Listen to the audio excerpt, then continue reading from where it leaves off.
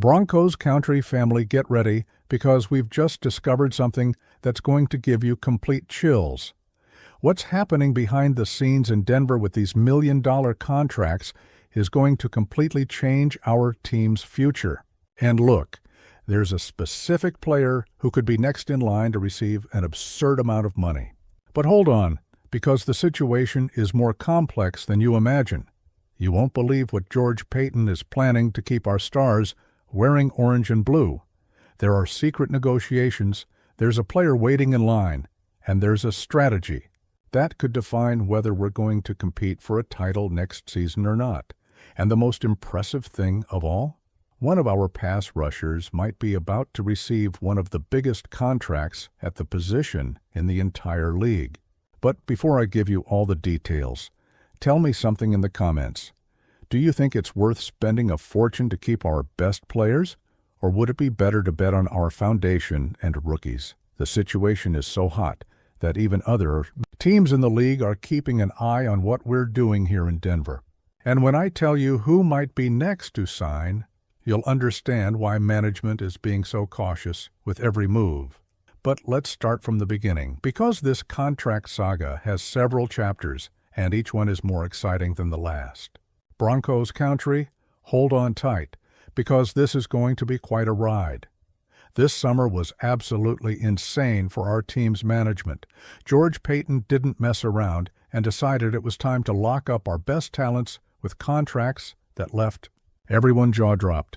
Courtland Sutton was the first to receive his million-dollar gift, guaranteeing that our main offensive weapon continues making those impossible catches that only he can make. Right after, it was Zach Allen's turn to receive his well-deserved renewal. This guy has been a wall on our defensive line, and seeing him sign for several more years in Denver was spine-tingling. But family, that was just the beginning of a much bigger strategy being put together behind the scenes. The thing is that Paton has a very clear philosophy: keep everything secret until the last minute. When asked about negotiations during a press conference, he was straight to the point and said they've always kept these conversations discreet and respectful, and they'll continue that way. And it's exactly this approach that's making everyone anxious to know who's going to be the next lucky one to receive an irrefusable offer. Because, folks, there are some names on the list that could make the difference between a regular season and a historic Super Bowl run. Now comes the part that's going to get you completely pumped up. Nick Bonitto is being pointed to as the next in line to receive a contract extension that could completely change his life. And look what's interesting. While other pass rushers around the country are signing astronomical contracts, our young talent is showing impressive maturity regarding this whole situation. You know what he said when asked about the renewal? That his priority is competing for a championship this year and doing everything the team and defense planned to achieve. This mentality, family, is exactly the type of attitude we want to see from our players. Team first, contracts later. But don't be fooled, Broncos country. Bonitto knows very well that the pass rusher market is on fire. Recently, Micah Parsons was traded to Green Bay for an astronomical amount of $47 million per season. Obviously, our guy won't receive exactly that, but the trend is for the market to stay hot, and that definitely works in his favor. The big issue is that Bonitto is entering the last year of his current contract. This means if the renewal doesn't happen soon, he could test free agency and potentially leave Denver. And honestly, family, losing a talent like this would be a very hard blow to our future plans. But there's another player in the same situation who's getting a lot of attention.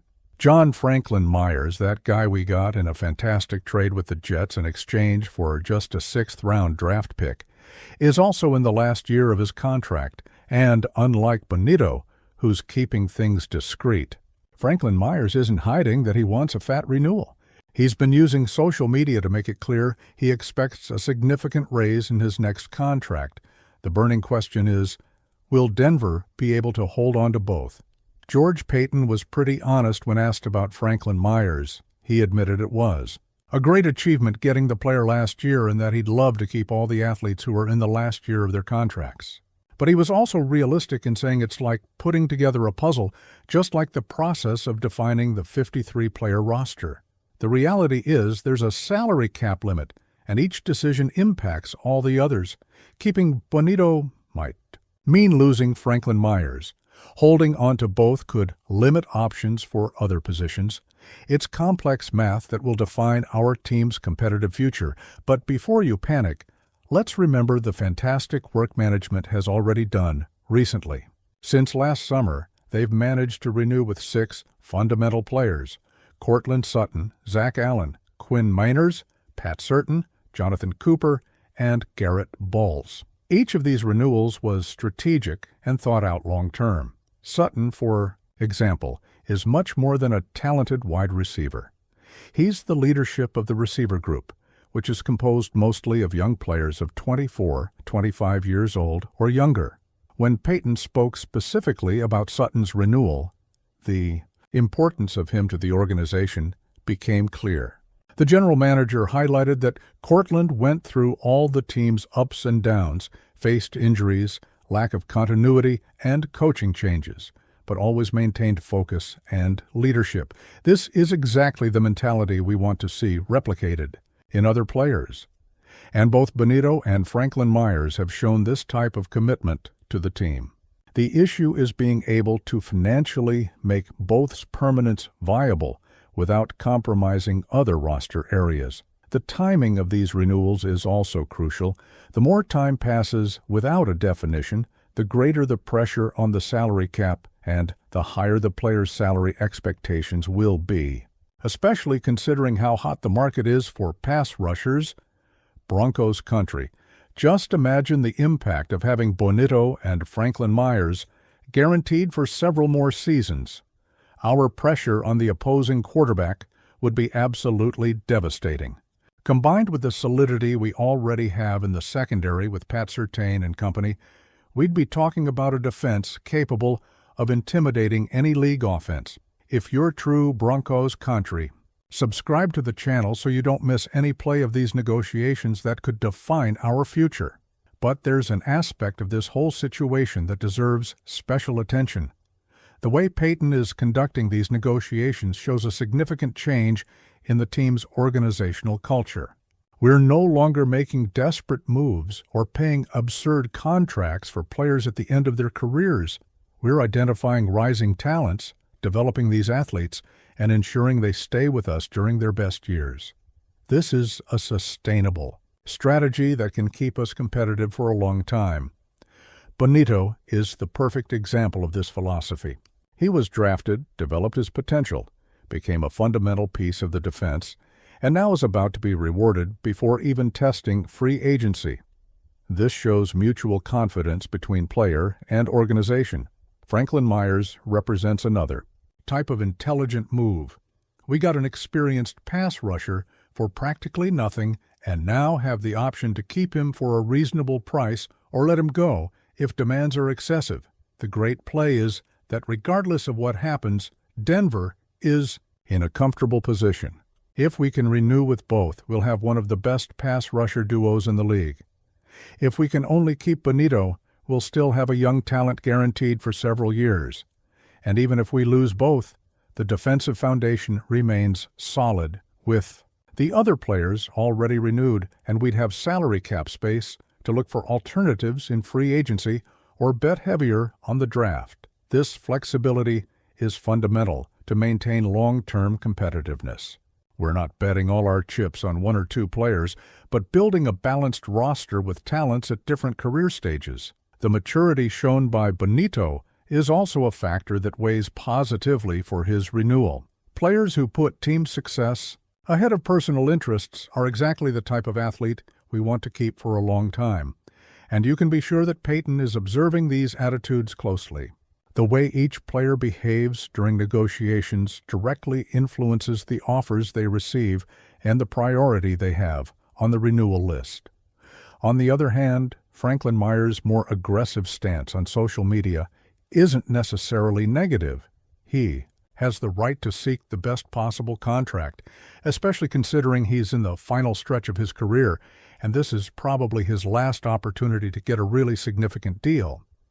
The issue is finding a middle ground between the player's expectations and the team's financial reality, and this requires negotiation skills and creativity to structure contracts that work for both parties. One possibility would be to offer Franklin Myers a shorter contract but with higher values, while Bonitto could receive a longer deal with gradual growth in values. This way, we could keep both without excessively compromising the salary cap. Broncos country family, what's happening now will define whether we'll have a real competitiveness window for the next few years, or if we'll continue on that roller coaster of good and bad seasons. The pieces are falling into place in a way we haven't seen in Denver for a long time. We have a solid quarterback, a rising defense, and management that finally seems to know what it's doing.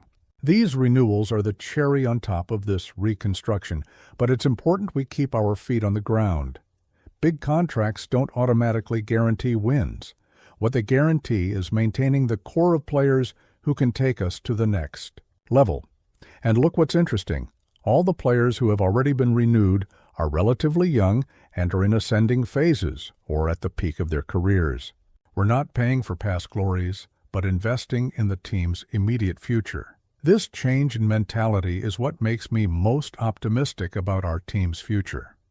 We finally have a clear direction and a consistent strategy being executed season after season. Bonitto and Franklin Myers are just the next pieces of this bigger puzzle. Regardless of how many of them we can keep, the important thing is that the foundation is solid and planning is being done with the long term in mind. Broncos country, do you think it's worth breaking the bank to keep Bonitto and Franklin Myers? Or would it be better to save money and bet on other players in the draft and free agency?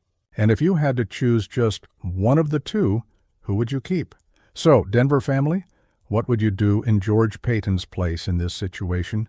Would you pay the price asked by both players or set a limit and let some leave? Comment below with your opinion. Hit that like if you're pumped about these renewals, share with your Broncos country friends, and see you in the next video with more hot news about our team. And go Broncos!